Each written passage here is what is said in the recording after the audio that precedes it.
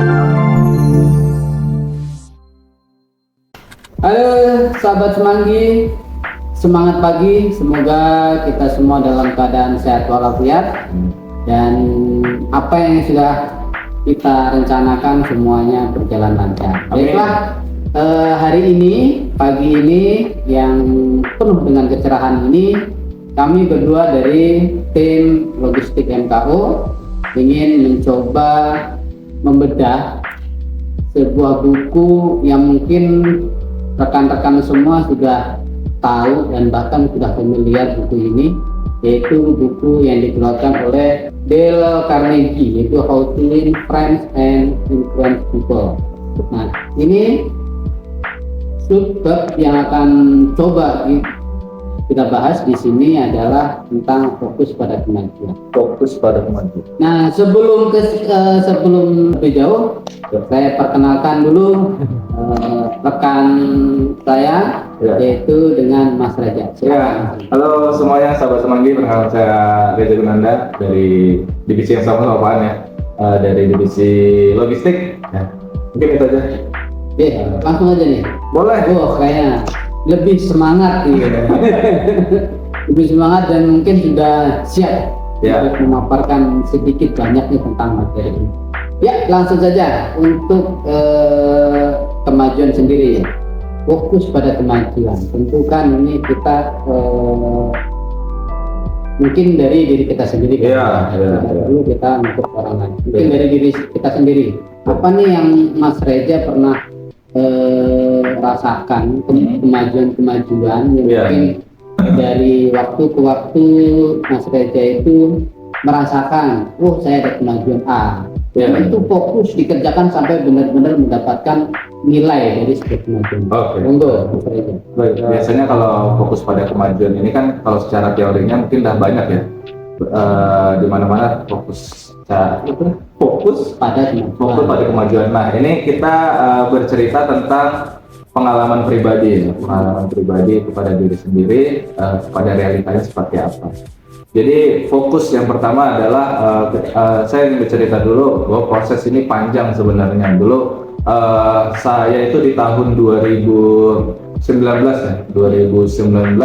pertama kali untuk merintis yang namanya platform ini udah sangat familiar ya, namanya platform YouTube ya. Itu saya merintis benar-benar dari awalnya yang belum tahu sama sekali. Jadi awalnya hanya melihat tutorial YouTube, baik itu. Jadi kan di YouTube ini saya menggunakan platform YouTube sebagai streaming.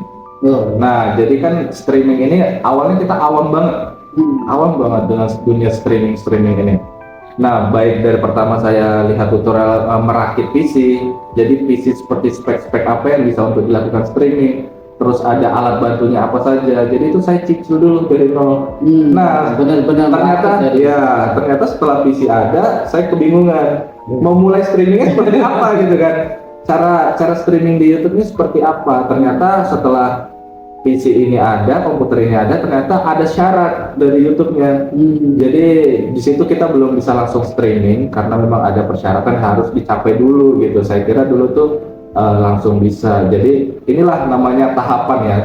Jadi saya ikuti dulu persyaratan dari YouTube-nya seperti apa, seperti itu.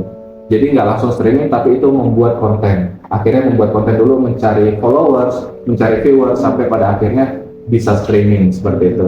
Jadi kita belajar lagi dunia streaming itu seperti apa, setup streaming, setup kamera, pembawaan ke viewers, cara bicara, ternyata itu penting banget. Jadi tahap-tahap itu yang benar-benar belajar sampai pada akhirnya di tahun 2020 sampai tahun 2022 itu benar-benar kayak merasa memetik hasil dari apa yang dipelajari dari melihat tutorial YouTube ya. Dari situ alhamdulillah kita channel YouTube bisa berkembang sampai 70.000 subscriber ke atas. Lalu juga ada platform lain di samping itu namanya juga Buya Lab ya.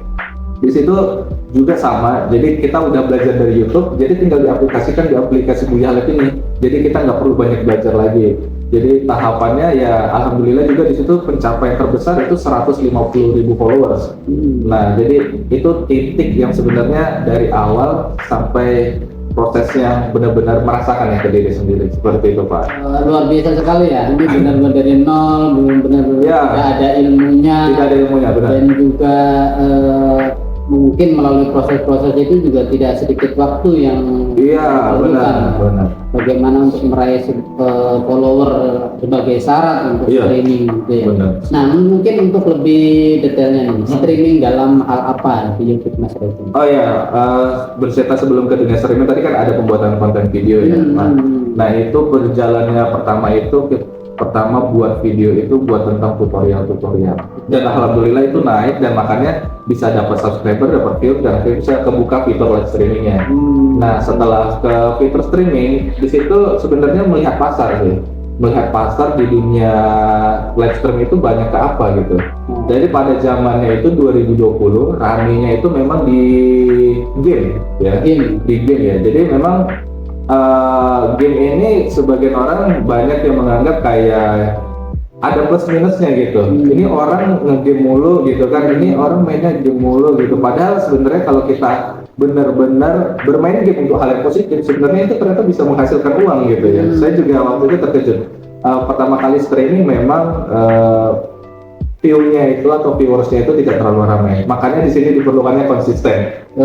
Nah, jadi kalau kita udah konsisten melakukannya terus, orang akan melihat, oh ini bakalan muncul terus gitu kan. Jadi makanya di situ juga ada namanya pembawaan dan tata krama kita kepada viewers agar mereka tuh mau balik lagi nonton kita gitu.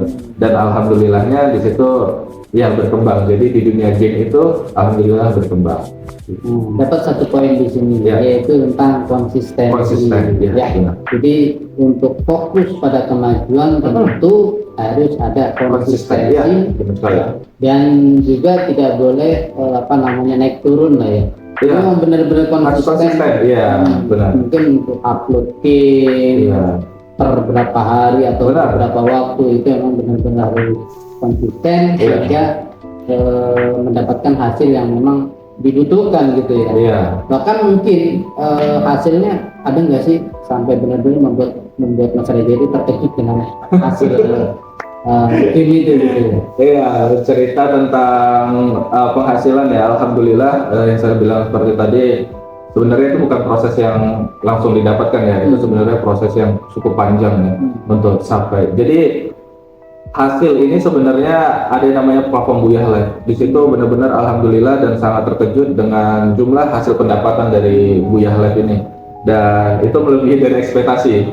Bahkan melebihi dari, ya mohon maaf kata, melebihi dari kata UMR ataupun MK Jakarta gitu kan. Nah, tapi memang waktu itu dengan keadaan adanya corona ya. Jadi semua orang itu sedang WFH dan semua sedang di rumah seperti itu. Jadi kebanyakan memang orang bekerja di komputer dan pasti nyalain YouTube. Iya, jadi banyak yang menonton ya pada waktu itu. Jadi 2 tahun itu saya merasakan yang namanya kejutan ya, titik tertinggi lah. Iya.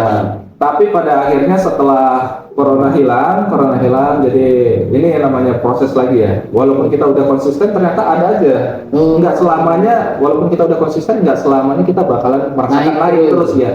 Ternyata begitulah namanya, sama seperti usaha, kadang ada di atas, kadang ada di bawah. Nah di 2022 itu semua turun.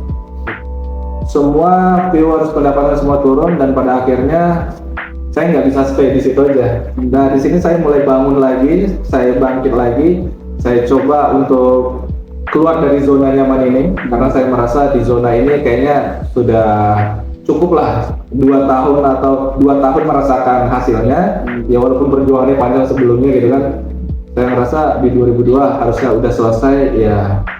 Saya harus mencoba jalan baru lagi. Jadi makanya saya coba untuk cari-cari pekerjaan baru gitu kan. Alhamdulillah di MKO alhamdulillah. Jadi saya tinggal memfokuskan saya berkarir di sini. Kedepannya saya bekerja dengan baik sesuai SOP dan segala macam. Semoga konsisten dari SOP saya ini maupun perusahaan disatukan bisa memberikan hasil yang terbaik nantinya.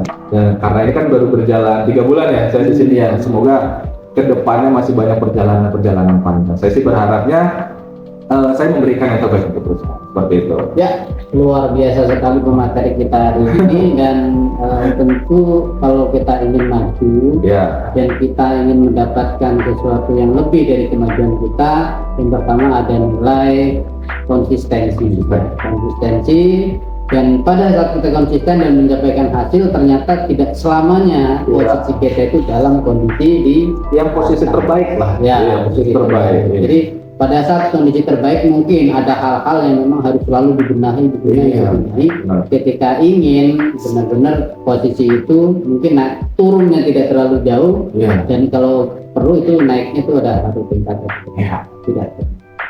Artinya memang roda kehidupan itu kadang di atas, Ya, dan di bawah. wah, itu quote kita hari ini. Wah. Ya, ada closing statement, Mas Reza, Closing statement ya. untuk rekan-rekan sahabat. Ya, sudah sahabat semanggi ya. Closing statement dari saya, apapun itu perjalanan hidupnya, lakukan dengan ikhlas, sabar, dan ikhtiar. Jangan pantang menyerah. Dan satu lagi, jangan takut keluar dari zona nyaman. Jika itu udah benar-benar sudah membuatmu merasa di lingkungan tersebut sudah sampai waktunya ya. Cari keluar zona nyaman, keluar, lari, kejar impian-impian baru. Seperti itu, Pak. Ya, artinya kita tidak selamanya dalam satu tempat. Ya. Kita boleh melihat tempat lain itu mungkin sebagus apa, senyaman apa. Jadi tetap yang namanya orang itu ada titik jenuh, ada titik butuh perubahan, butuh loncatan, dan sebagainya.